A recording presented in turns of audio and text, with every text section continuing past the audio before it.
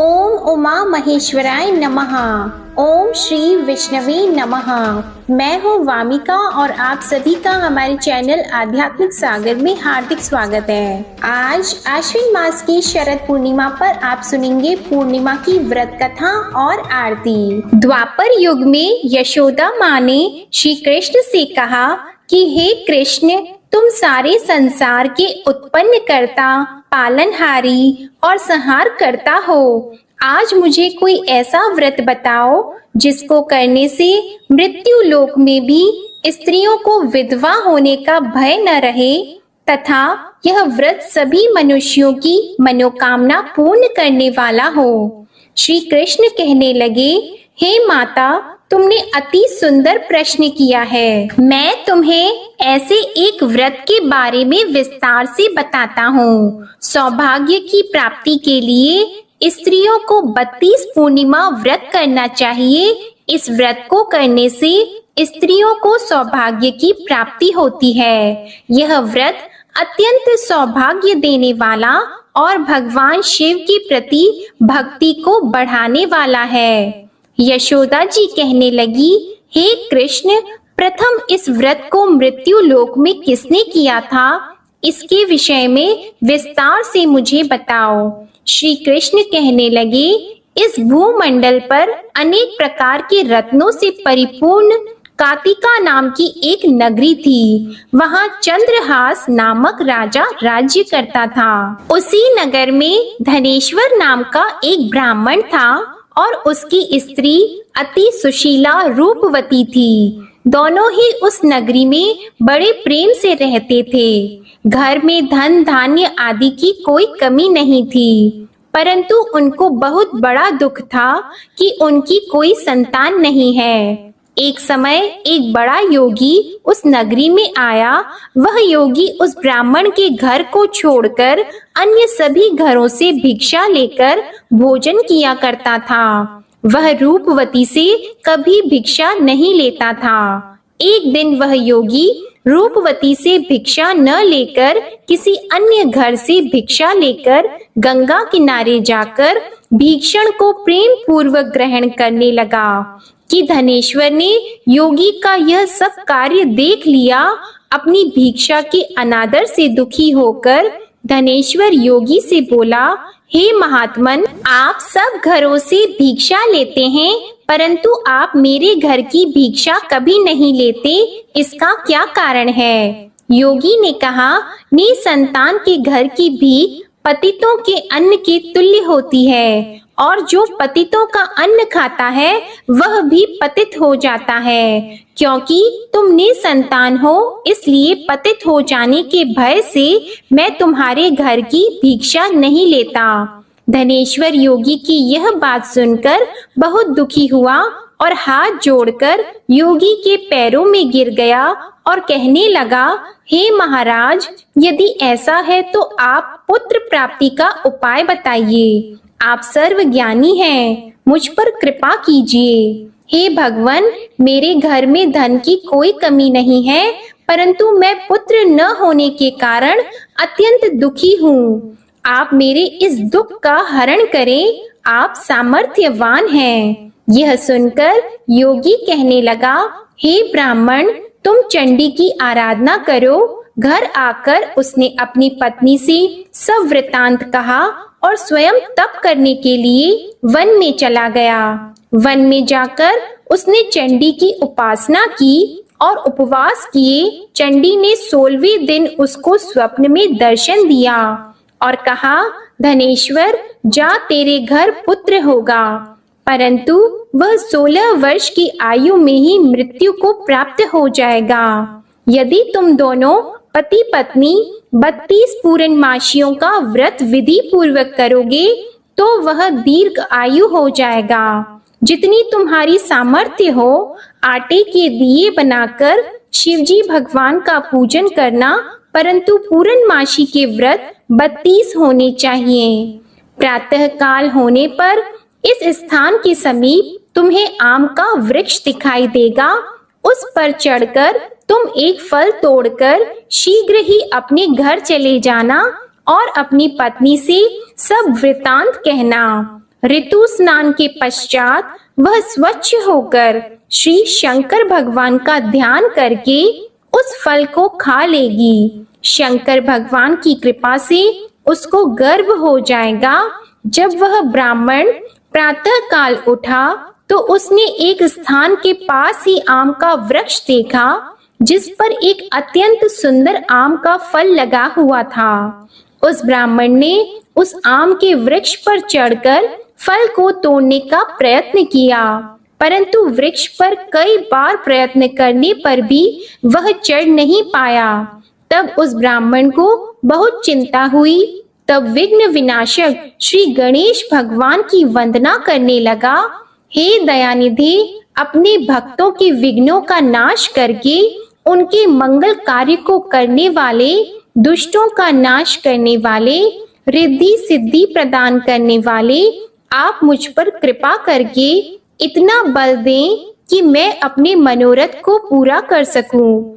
इस प्रकार गणेश जी की प्रार्थना करने पर उनकी कृपा से धनेश्वर वृक्ष पर चढ़ गया और उसने सुंदर आम के फल को तोड़ लिया। और धनेश्वर ने सोचा कि वरदान से फल मिला था वो यही है और कोई फल तो दिखाई नहीं दे रहा। धनेश्वर ब्राह्मण ने जल्दी से घर जाकर अपनी पत्नी को वह फल दे दिया और उसकी पत्नी ने अपने पति के कहे अनुसार उस फल को खा लिया और वह गर्भवती हो गई। देवी जी की असीम कृपा से उसे एक अत्यंत सुंदर पुत्र उत्पन्न हुआ जिसका नाम उन्होंने देवी दास रखा। माता पिता के हर्ष और शोक के साथ वह बालक शुक्ल पक्ष के चंद्रमा के भांति अपने पिता के घर में बड़ा होने लगा। माता भवानी की कृपा से वह बालक बहुत ही सुंदर, सुशील, विद्या पढ़ने में बहुत ही निपुण हो गया। दुर्गा जी की आज्ञा अनुसार उसकी माता ने 32 पूर्णमासी का व्रत रखना आरंभ कर दिया जिससे उसका पुत्र बड़ी आयु वाला हो जाए। 16वां वर्ष लगते ही देवीदास के माता पिता को बड़ी चिंता हो गई कि कहीं उनके पुत्र की इस वर्ष मृत्यु न हो जाए। इसलिए उन्होंने अपने मन में विचार किया कि यदि यह दुर्घटना उनके सामने हो गई तो वे कैसे सहन करेंगे। इसलिए उन्होंने देवीदास के मामा को बुलाया और कहा, हमारी एक बहुत बड़ी इच्छा है कि देवीदास 1 वर्ष तक काशी में जाकर विद्या अध्ययन करे और उसको अकेला भी नहीं छोड़ना चाहिए। इसलिए साथ में आप चले जाएं और 1 वर्ष के पश्चात इसको वापस ले आना। सब प्रबंध करके उसके माता पिता ने काशी जाने के लिए देवीदास को एक घोड़े पर बिठाकर उसके मामा के साथ भेज दिया, परंतु यह बात उसके मामा या किसी और से नहीं बताई। धनेश्वर तथा उसकी पत्नी ने अपने पुत्र की मंगल कामना तथा दीर्घ आयु के लिए भगवती दुर्गा की आराधना और पूर्णमासियों का व्रत करना आरंभ कर दिया। इस प्रकार बराबर 32 पूर्णमासी के व्रत को उन्होंने पूरा किया। कुछ समय पश्चात एक दिन वह मामा और भांजा मार्ग में रात बिताने के लिए किसी गांव में ठहरे हुए थे। उस दिन उस गांव में ब्राह्मण की अत्यंत सुंदर, सुशीला और गुणवती कन्या का विवाह हो रहा था। जिस धर्मशाला के अंदर वर और उसकी बारात ठहरी हुई थी, उसी धर्मशाला में देवीदास और उसके मामा भी ठहरे हुए थे। संयोगवश कन्या को तेल आदि चढ़ाकर मंडप आदि का कार्य किया गया तो लग्न के समय वर को धनुर्वात हो गया। इसलिए वर के पिता ने अपने कुटुंबियों से विमर्श करके निश्चय किया कि यह देवीदास मेरे पुत्र जैसा ही सुंदर है, मैं इसके साथ ही लग्न करवा दूं और बाद में विवाह के अन्य कार्य मेरे लड़के के साथ हो जाएंगे। ऐसा सोचकर देवीदास के मामा से जाकर बोला कि तुम थोड़ी देर के लिए अपना भांजा हमें दे दो, जिससे विवाह के लग्न का सब कार्य सुचारू रूप से हो सके। तब देवीदास का मामा कहने लगा, जो कुछ भी वधू पक्ष से कन्यादान के समय वर को मिले वह सब हमें दे दिया जाए, तो मेरा भांजा इस बारात का दूल्हा बन जाएगा। यह बात वर के पिता ने स्वीकार कर लेने पर उसने अपना भांजा वर बनने के लिए भेज दिया और उसके साथ सब विवाह कार्य विधि पूर्वक संपन्न हो गए। पत्नी के साथ वह भोजन करने के पश्चात बहुत उदासीन और दुखी हो गया।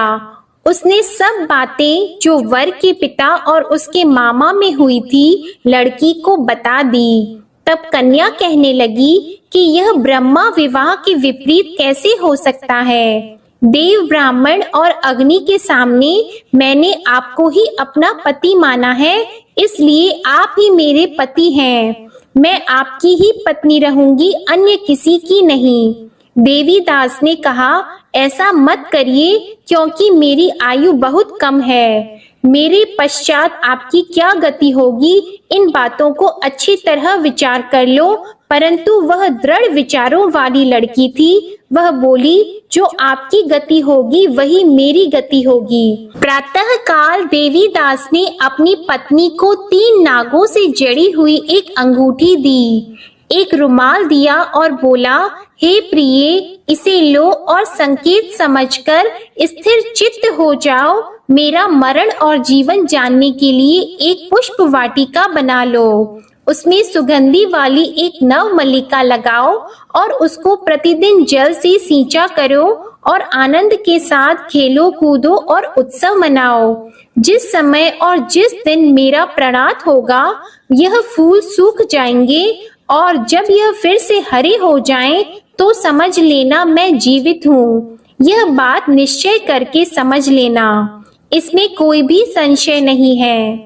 इतना कहकर देवीदास वहां से चला गया और प्रातः काल होते ही वहां पर गाजे बाजे बजने लगे और जिस समय विवाह कार्य समाप्त करने के लिए वर तथा सब बाराती मंडप में आए, तो कन्या ने वर को भली प्रकार से देखकर अपने पिता से कहा, यह मेरा पति नहीं है। मेरा पति वही है जिसके साथ रात्रि में मेरा पानी ग्रहण हुआ था। इसके साथ मेरा विवाह नहीं हुआ है। यदि यह वही पुरुष है तो बताइए कि मैंने इसको क्या दिया।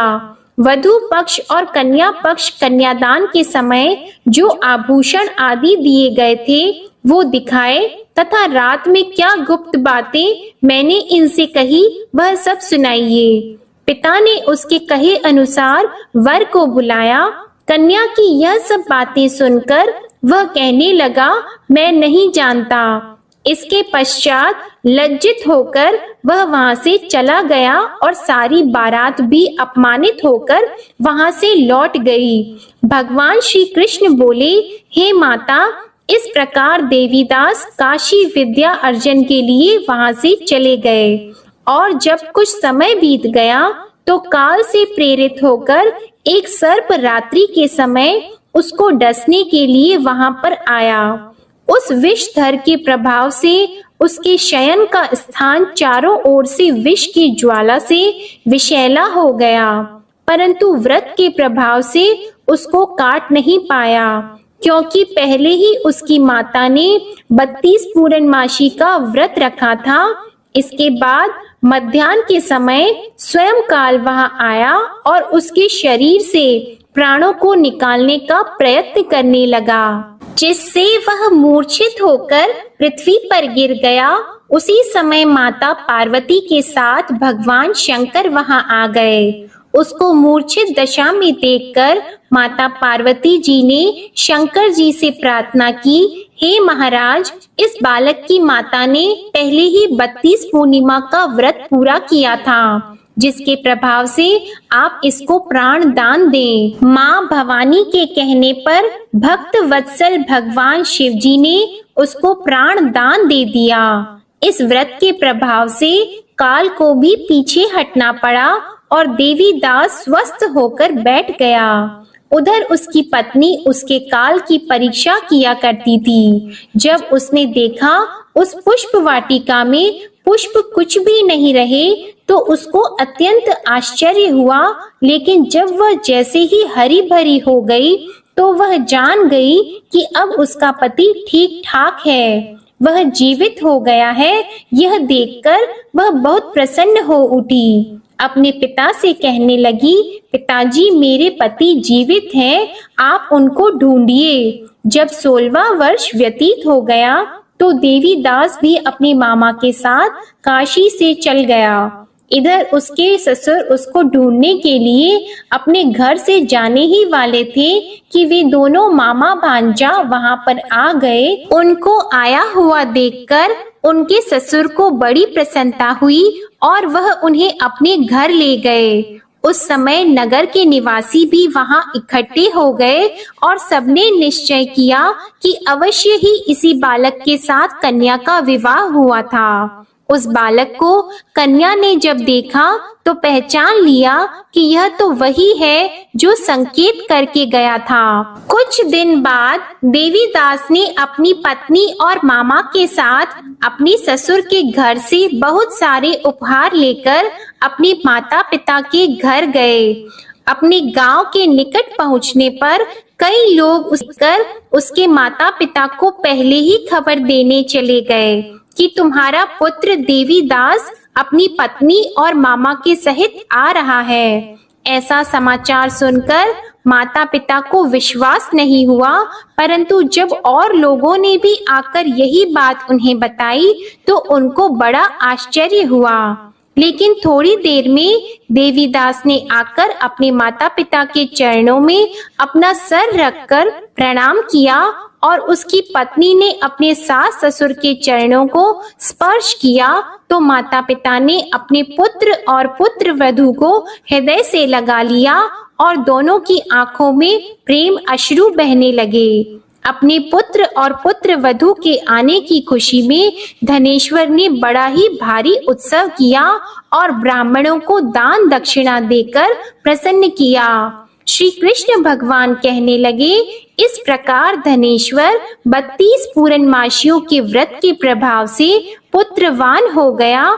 जो भी स्त्रियां 32 पूर्णमासी के व्रत को करती है वे जन्म जन्मांतर में वैधव्य का दुख नहीं भोगती और सदैव सौभाग्यशाली रहती है। व्रत करने वाला चाहे स्त्री हो या पुरुष भगवान शंकर की कृपा से संसार के सकल आनंद भोगकर अंत में आवागमन रहित होकर शिव लोक को प्राप्त होता है। प्रेम से बोलिए श्री लक्ष्मी नारायण भगवान की जय, उमा महेश्वर भगवान की जय। अब आप सुनेंगे शरद पूर्णिमा की 2 पौराणिक कथा। पहली पौराणिक कथा के अनुसार माँ लक्ष्मी और भगवान विष्णु का आशीर्वाद प्राप्त करने के लिए एक साहूकार की 2 बेटियां महीने में आने वाली हर पूर्णमासी का व्रत किया करती थीं। इन दोनों बेटियों में बड़ी बेटी पूर्णिमा का व्रत पूरे विधि विधान से करती थी, जबकि छोटी बेटी व्रत तो करती थी लेकिन नियमों में उस तरह से पालन नहीं करती थी। नियमों को आडंबर मानकर उनकी अनदेखी करती थी। जैसे ही दोनों बेटियां बड़ी हो गईं, तो साहूकार ने दोनों बेटियों का विवाह कर दिया। बड़ी बेटी के घर समय पर स्वस्थ संतान का जन्म हुआ। छोटी बेटी को भी संतान हुई, लेकिन उसकी संतान जन्म लेते ही दम तोड़ देती थी। जब उसके साथ ऐसा 2 से 3 बार हो गया तो उसने एक ब्राह्मण को बुलाकर अपनी पूरी व्यथा सुनाई और साथ ही इसका उपाय बताने के लिए भी कहा। उसकी सारी बात को सुनकर और कुछ प्रश्न पूछने के बाद ब्राह्मण ने उससे कहा कि तुम पूर्णिमा का अधूरा व्रत करती हो, इस कारण तुम्हें व्रत का पूरा फल नहीं मिल रहा है और तुम्हें अधूरे व्रत का दोष लगता है।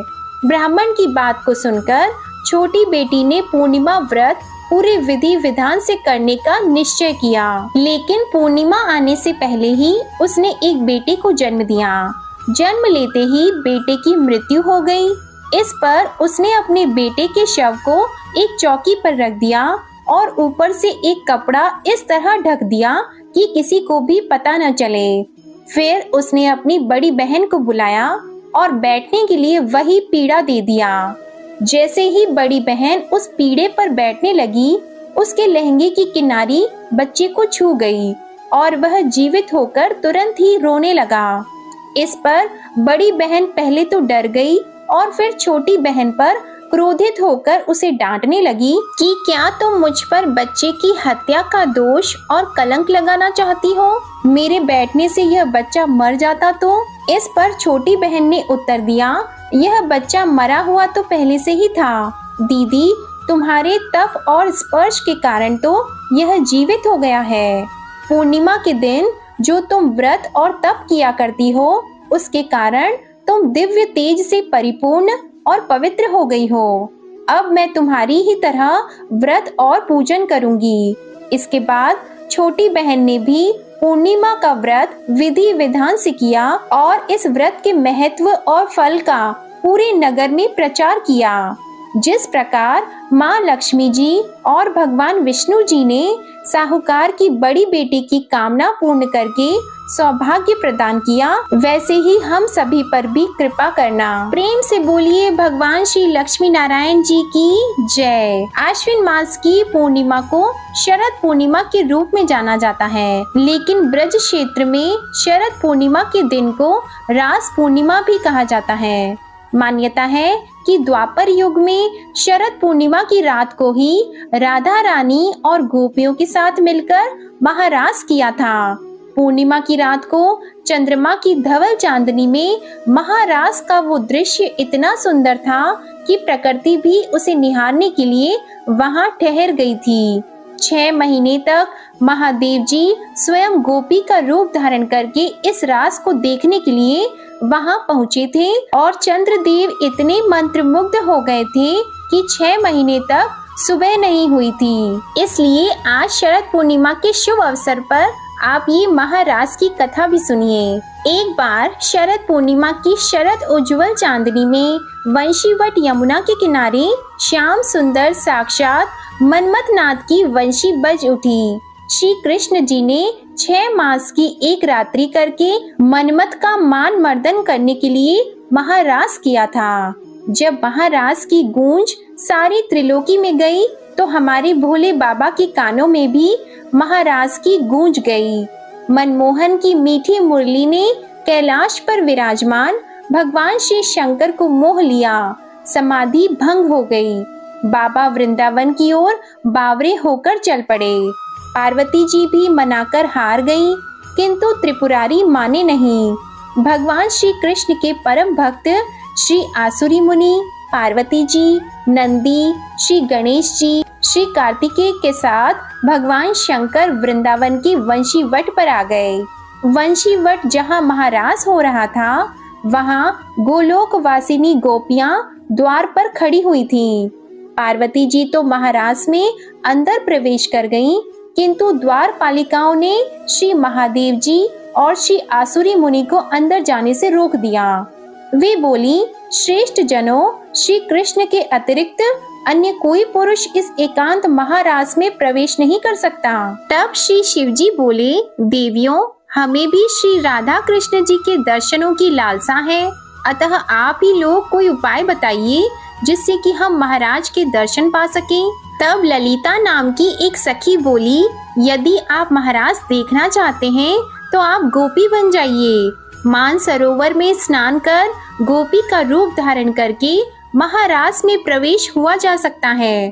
फिर क्या था, भगवान शिव अर्धनारीश्वर से पूरे नारी रूप बन गए।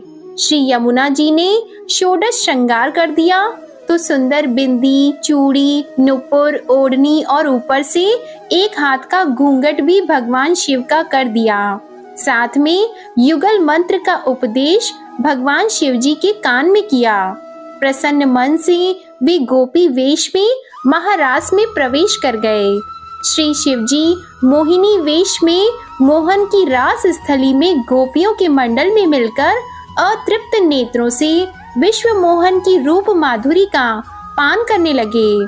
नटवर वेशधारी श्री रास विहारी, रासेश्वरी, रसमयी श्री राधा जी एवं गोपियों को नृत्य एवं रास करते हुए देखकर नटराज भोलेनाथ भी स्वयं ताता थैया करके नाच उठे। मोहन ने ऐसी मोहिनी वंशी बजाई कि सुधी बुद्धि भूल गए भोलेनाथ जी। बनवारी से क्या कुछ छिपा है, भगवान कृष्ण शिवजी के साथ थोड़ी देर तो नाचते रहे, लेकिन जब पास पहुँचे तो भगवान बोले कि रास के बीच थोड़ा हास परिहास हो जाए तो रास का आनंद दोगुना हो जाएगा। भगवान बोले कि अरे गोपियों, तुम मेरे साथ कितनी देर से नृत्य कर रही हो, लेकिन मैंने तुम्हारा चेहरा देखा ही नहीं, क्योंकि कुछ गोपियां घूंघट में थी। गोपियां बोली कि प्यारे, आपसे क्या छुपा है, आप देख लो हमारा चेहरा। लेकिन जब भगवान शंकर ने सुना तो भगवान शंकर बोले कि ये कन्हैया को रास के बीच क्या सूझा, अच्छा भला रास चल रहा था, मुख देखने की क्या जरूरत थी। ऐसा मन में सोच रहे थे कि आज कन्हैया तो फजीयत पर ही तुला है। भगवान कृष्ण बोले कि गोपियों, तुम सब लाइन लगाकर खड़ी हो जाओ और मैं सबका नंबर से दर्शन करूंगा।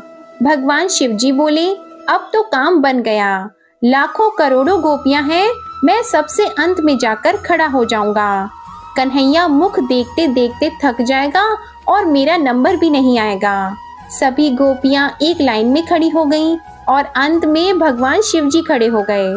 जो कन्हैया की दृष्टि अंत में पड़ी तो कन्हैया बोले नंबर इधर से शुरू नहीं होगा, नंबर उधर से शुरू होगा। तब भगवान शिवजी बोले कि ये तो मेरा ही नंबर आ गया। भगवान शिवजी दौड़कर दूसरी ओर जाने लगे तो भगवान कृष्ण गोपियों से बोले, गोपियों, पीछे किसी गोपी का मैं मुख दर्शन करूंगा, पहले इस गोपी का मुख दर्शन करूंगा जो मुख दिखने में इतनी लाज शर्म कर रही है। इतना कहकर भगवान कृष्ण दौड़े और दौड़कर भगवान शिव को पकड़ लिया और घूंघट ऊपर किया और कहा, आओ गोपीश्वर आओ, आपकी जय हो। बोलिए गोपेश्वर महादेव जी की जय, भगवान शंकर जी की जय। श्री राधा आदि श्री गोपेश्वर महादेव के मोहिनी गोपी के रूप को देखकर आश्चर्य में पड़ गईं। तब श्री कृष्ण ने कहा, राधे, यह कोई गोपी नहीं है, ये तो साक्षात भगवान शंकर हैं। हमारे महाराज के दर्शन के लिए इन्होंने गोपी का रूप धारण किया है। तब श्री राधा कृष्ण ने हंसते हुए शिवजी से पूछा, भगवान, आपने यह गोपी वेश क्यों बनाया? तब भगवान शंकर बोले, प्रभु, आपकी यह दिव्य रसमयी प्रेम लीला महाराज देखने के लिए गोपी रूप मैंने धारण किया है। इस पर प्रसन्न होकर श्री राधा जी ने श्री महादेव जी से वर मांगने को कहा तो श्री शिव जी ने यह वर मांगा, हम चाहते हैं कि यहाँ आप दोनों के चरण कमलों में सदा ही हमारा वास हो। आप दोनों के चरण कमलों के बिना हम कहीं अन्यत्र वास नहीं करना चाहते। इसके बाद सुंदर महारास हुआ है। भगवान कृष्ण ने कथक नृत्य किया और भगवान शिव ने तांडव नृत्य, जिसका वर्णन अगर माँ सरस्वती भी करना चाहे तो नहीं कर सकती हैं। खूब आनंद आया है। भगवान कृष्ण ने ब्रह्मा की एक रात्रि ले ली है, लेकिन गोपियां इसे समझ नहीं पाईं। केवल अपनी गोपियों के प्रेम के कारण कृष्ण ने रात्रि को बढ़ाकर इतना दीर्घ कर दिया कि गोपियों ने एक रात कृष्ण के साथ अपने प्राण प्रिय पति के रूप में बिताई। लेकिन यह कोई साधारण रात नहीं थी, ब्रह्मा जी की रात्रि थी और लाखों वर्ष तक चलती रही। आज भी वृंदावन में निधि वन में प्रतिदिन भगवान श्री कृष्ण रास करते हैं। कृष्ण के लिए सब कुछ करना संभव है क्योंकि वो भगवान हैं। इस प्रकार भगवान ने महारास लीला को किया है। शुकदेव जी महाराज परीक्षित से कहते हैं, राजन, जो इस कथा को सुनते हैं उसे भगवान के रसमय स्वरूप का दर्शन होता है। उसके अंदर से काम हटकर श्याम के प्रति प्रेम जागृत होता है और उसका हृदय रोग भी ठीक होता है। जब भोलेनाथ जी ने भगवान श्री कृष्ण और राधा रानी से वरदान मांगा था, तब भगवान श्री कृष्ण ने तथास्तु कहकर कालिंदी के निकट निकुंज के पास वंशी वट के सम्मुख भगवान महादेव जी को श्री गोपेश्वर महादेव के नाम से स्थापित कर विराजमान कर दिया। श्री राधा कृष्ण और गोपी गोपियों ने उनकी पूजा की और कहा कि ब्रिज वृंदावन की यात्रा तभी पूर्ण होगी जब व्यक्ति आपके दर्शन कर लेगा। आपके दर्शन किए बिना यात्रा अधूरी रहेगी। भगवान शंकर वृंदावन में आज भी गोपेश्वर महादेव के रूप में विराजमान है और भक्तों को अपने दिव्य गोपी वेश में दर्शन दे रहे हैं। गर्भगृह के बाहर पार्वती जी, श्री गणेश जी, श्री नंदी जी विराजमान हैं और आज भी संध्या के समय भगवान का गोपी वेश में दिव्य श्रृंगार होता है। जय श्री कृष्णा, जय भोलेनाथ। अब आप सुनिए श्री सत्यनारायण भगवान की आरती। जय लक्ष्मी रमणा स्वामी, जय लक्ष्मी रमणा, सत्यनारायण स्वामी, सत्यनारायण स्वामी, जनपातक हरणा। जय लक्ष्मी रमणा, रत्न जड़ित सिंहासन, अद्भुत छवि राजी स्वामी, अद्भुत छवि राजी। नारद करत निराजन, नारद करत निराजन, घंटावन बाजी। जय लक्ष्मी रमणा, प्रगट भई कलि कारण, द्विज को दरस दियो स्वामी, द्विज को दरस दियो। बूढ़ो ब्राह्मण बनकर, बूढ़ो ब्राह्मण बनकर, कंचन महल कियो।